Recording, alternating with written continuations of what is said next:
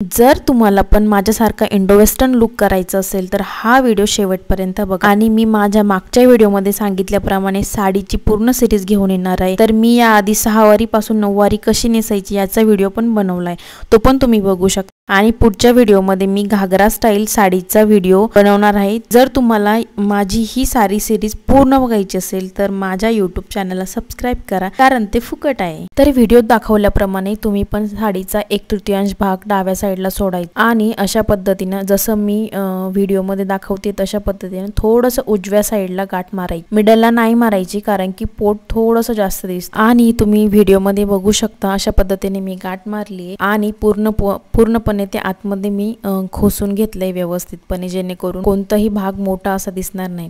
आता डाव्या साईडचा जो पदर असतो तो पदर आपण घ्यायचा आणि तो डाव्या पायाच्या खालून असा मागं न्यायचा आणि मागं नेल्यावरती तो अशा पद्धतीने तुम्ही बघू शकता व्हिडिओमध्ये की अशा पद्धतीने त्याच्या प्लीट्स करायच्या आणि छोट्या छोट्या प्लीट्स करायच्या, खूप मोठ्या नाही करायच्या। प्लीट्स केल्यानंतर त्या आपण मागं खोसून घेणार आहे, तर थोड्याशा मीडियम करायच्या, खूप छोट्या पण नाही आणि खूप मोठ्या पण नाही। आता अशा पद्धतीने तुम्ही मागं खोसून घ्यायचा आणि एक त्याला सेफ्टी पिनना सिक्युअर करायचं।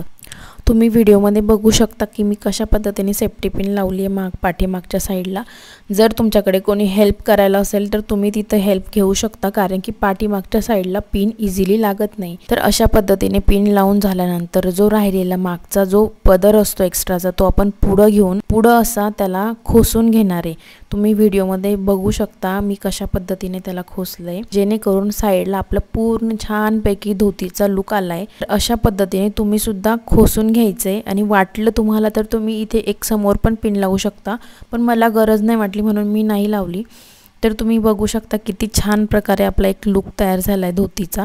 आता राहिलेला उजवा पदर जो की उजव्या साईडची साडी आहे ती पूर्णपणे आपण उजव्या पायाच्या खालून नेणार आहे आणि त्याचा आपण साडी पिनअप करणार आहे। साडी पिन तुम्ही बघू शकता अशा पद्धतीने उजव्या पायाच्या खालून अशा पद्धतीने हा पदर न्यायचा आणि याची साडी पिन करायची।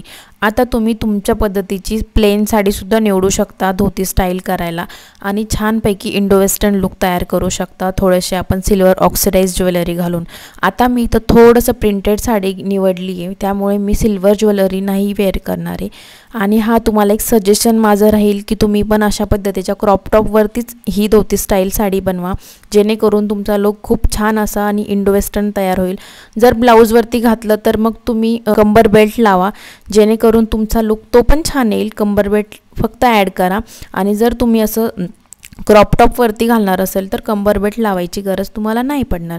तर हा व्हिडिओ तुम्हाला कसा वाटला मला कमेंट करून सांगा आणि दुसरा व्हिडिओ तुम्हाला कोणता बघायला आवडेल कोणत्या विषयावर ते पण मला कमेंट करून सांगा। आणि हो, पुढचा व्हिडिओ 6 वारी साडीपासून आपण घागरा स्टाईल साडी कशी नेसायची याचा मी घेऊन येणार आहे। जर तुम्हाला बघायचं असेल तर आत्ताच सबस्क्राईब करा आणि मला कमेंटमध्ये कळवा की तुम्हाला पुढचा व्हिडिओ कोणत्या विषयावरती बघायला आवडेल, तर मी त्या विषयावरती व्हिडिओ घेऊन येईल।